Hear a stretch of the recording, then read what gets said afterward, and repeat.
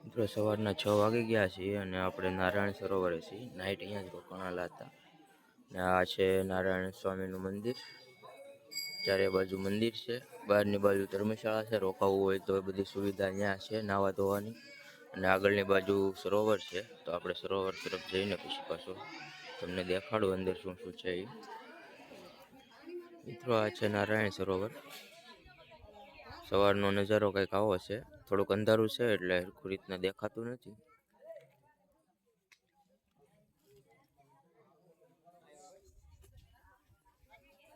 આખું તળાવ છે. મિત્રો આપણે કોટેશ્વર મહાદેવના મંદિર બાજુ નીકળી ગયા છીએ.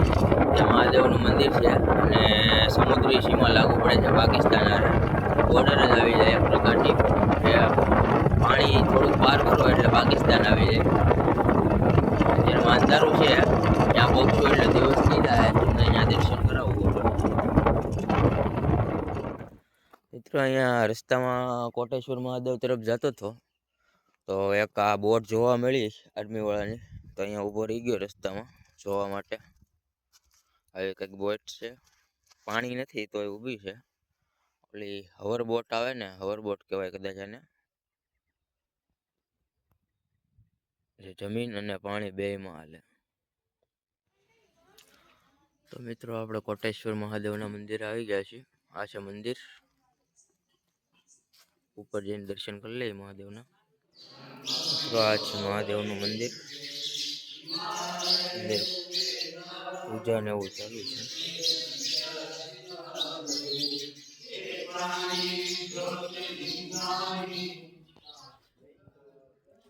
તો મિત્રો દરિયાકાંઠે આવેલું મંદિર છે મહાદેવનું. આગળ પાકિસ્તાનની બોર્ડર લાગુ પડી જાય અને આ મંદિર છે.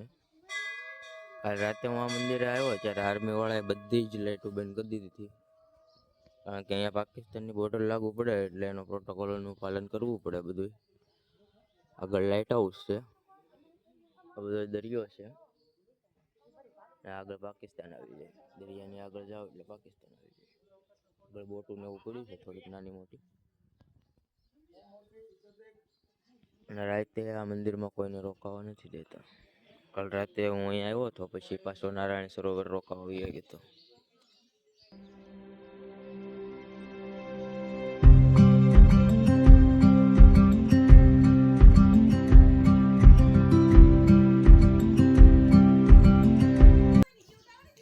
મિત્રો હવે મહાદેવના દર્શન કરી લીધા છે. હવે આગળની બાજુ એક મંદિર છે, મંદિર બાજુ જવું છે. આગળ આર્મી વાળાનો કેમ્પ પણ છે. ત્યાંથી આગળ લગભગ તો નહીં જવા દે, ઓલા સુધી બોટ ઉપડી સુધી તો નહીં જવા દે. મંદિર સુધી દર્શન કરવા જવા દેશે એટલે એ મંદિરે દર્શન કરી લઈએ. બધો દરિયો બધો જેમ સવાર પડતી જાય એમ બધું દેખાતું જાય છે. લગભગ પાકિસ્તાનની બોર્ડર પણ દેખાઈ જાય. સૂરજ ઉગશે એટલે આ બધું દેખાવા મળશે. આ પણ મિત્રો એક મહાદેવનું જ મંદિર છે. મંદિરની અંદર ફોટા પાડવાની મનાઈ છે. આ બધું બોટ ને એવું બધું પડ્યું છે. દરિયો ખાલી છે અત્યારમાં. આવો કંઈક નજારો છે મસ્તીનો ખાલી દરિયાનો. અને આ ઓલું મંદિર આપણે જે પહેલા ગયા હતા મહાદેવનું, કોટેશ્વર મહાદેવ મંદિર છે. બધું કાગડા બહુ બધા છે.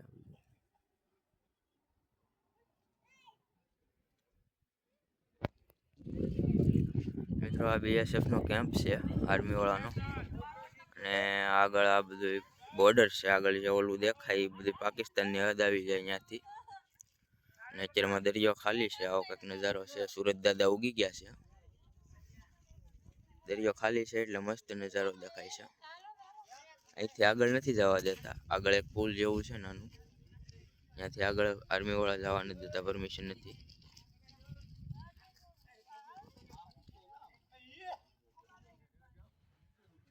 મિત્રો પાણીની આવક ધીમે ધીમે ચાલુ થઈ ગઈ છે ને મસ્તીનું પાણી છે, બ્લુ. આવું તો ગોવામાં નથી, એવું પાણી છે બ્લુ, હાવ આછું મસ્ત દરિયો છે. એ થોડુંક આઘું છે, હમણાં પાસે આવી જાય પાણી. ગાડીમાં ટેન્ટ બેન્ટ બાંધી દીધો છે. આપણી ગાડી છે સ્પ્લેન્ડર. દરિયો છે. આપણે કચ્છના રણ જવાનું ને ત્યાં જઈને મળીએ. હવે મિત્રો અહીંયા આગળ આર્મીવાળા ઊભા છે અને એ લોકોનો અહીંયા કેમ્પ છે આર્મીનો. ને આ બોટ, અહીંયા એક બોટ છે ચાલુ થાય છે. બોટ બાજુ જાય.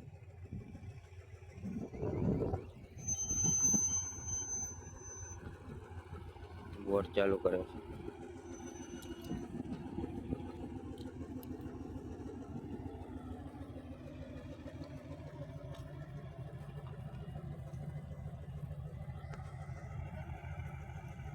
બોટ છે એ જમીન અને પાણી બેમાં હાલે. આર્મી વાળા એનું ચાલુ કરે છે.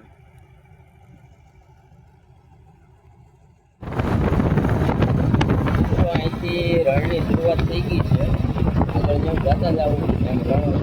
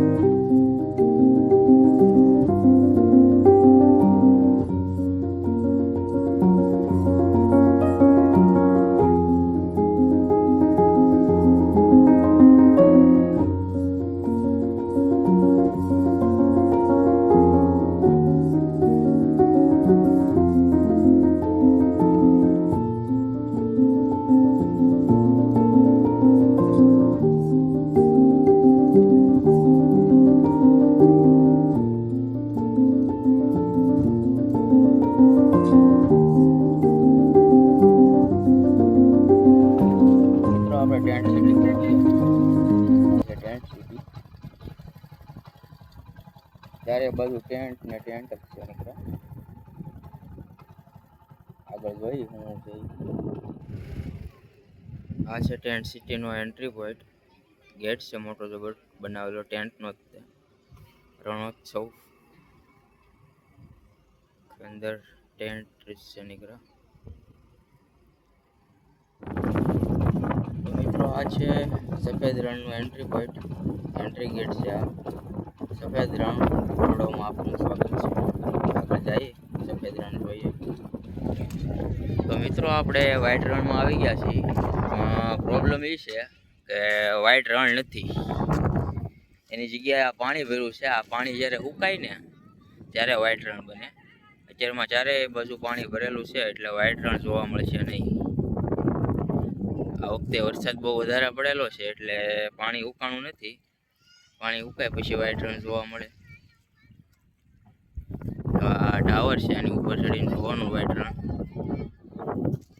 હવે પછી ક્યારેક આવશું ત્યારે જોઈ લેવું. અત્યારમાં તો પાણી જ છે, પાણી જોઈને રાજી રહી. મિત્રો છેતરાઈ ગયું. વ્હાઈટ રણની જગ્યાએ વ્હાઈટ પાણી વાળું જોઈ લીધું છે. હવે પછી ક્યારેક આવશું ત્યારે વ્હાઈટ રણ.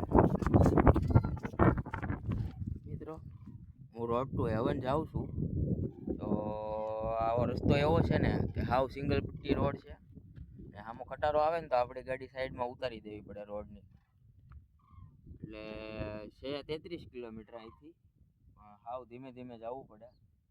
રસ્તામાં એક તમને છાંયો વૃક્ષ પણ જોવા ન મળે, છાંયો પણ જોવા ન મળે.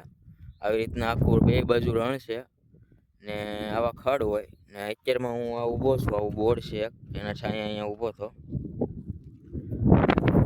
હવે જોઈ કેવું છે રોડ ટુ હેવન.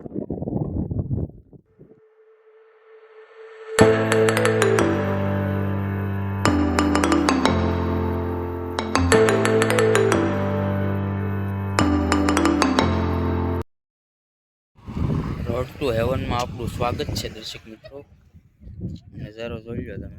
આગળ રોડ ટુ હેવન છે, બે બાજુ પાણી, આ બાજુ પક્ષીઓ છે. આ રોડ સીધો ધોલેરા સુધી જાય છે. આવી જ રીતે બે બાજુ પાણીની વચમાં રોડ.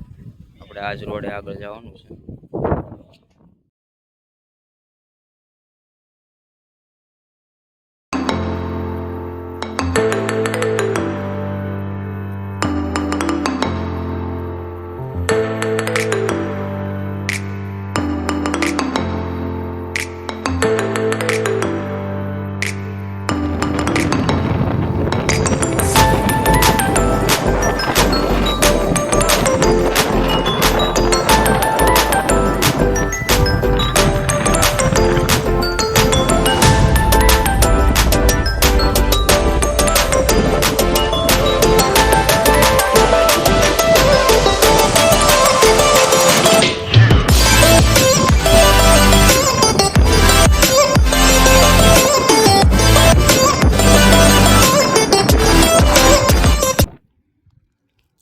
એકદમ ચોખ્ખું પાણી છે, પણ ખારું છે.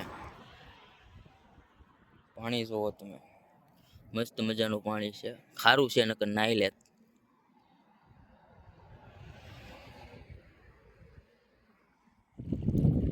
જો મિત્રો, પક્ષીઓ મસ્ત મજાના તરે છે. આમાં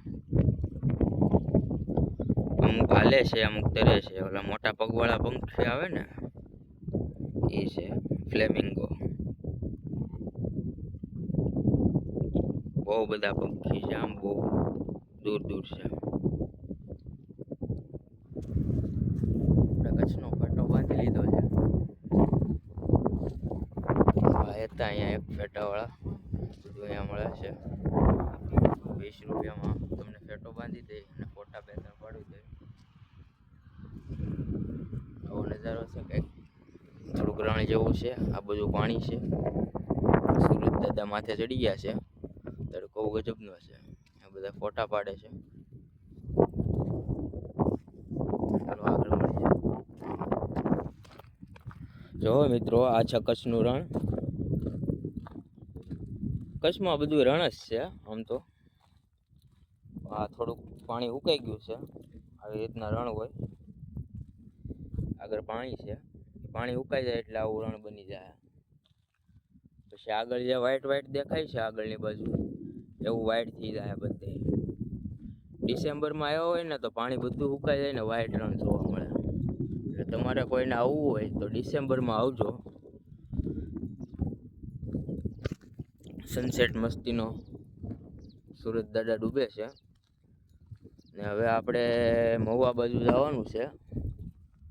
એટલે હવે બીજું એક સ્ટોપ લેવાનું નથી. જ્યાં રાત પડશે ત્યાં સ્ટોપ લઈ લેવું અને ટેન્ટ નાખી દેવું. રાત સુધી ગાડી હકારીએ, જોઈએ છીએ ક્યાં પહોંચીએ. ત્યાં પહોંચશું ને આપણી પાસે ટેન્ટ છે જ, તે ટેન્ટ નાખીને ઉઈ જવું. થોડુંક રણમાં આટા મારી લઈ, પછી નીકળીએ. મિત્રો, તો હું હવે કચ્છથી મહુવા બાજુ જાઉં છું ઘરે પાછો રિટર્ન. અને રસ્તામાં રાત પડી ગઈ છે. જો આ હાઈવે છે. રાત પડી એટલે લગભગ 11 સાડા 11 જેવું થઈ ગયું છે. હવે ગાડી હાલે એમ નથી. મોરબીથી હું 15 કિલોમીટર આગળ છું ને આ ટેન્ટ છે મારો. આ બસ સ્ટેન્ડ જેવું છે, એમાં ટેન્ટ ગોઠવી દીધો છે. અહીંયા ગાડી પાર્ક કરી દીધી છે. ને આ બાજુ છે હાઈવે. એટલે આજે રાતે અહીંયા હોવાનું છે ટેન્ટમાં. આ રીતનો ટેન્ટ છે. આરામથી 2 જણા અમાઈ જાય એવડો ટેન્ટ છે. રાજકોટથી લીધો હતો આપણે. હવે કાલ પાછા સવાર પડે એટલે વહેલા પાછા મહુવા તરફ નીકળી જવું.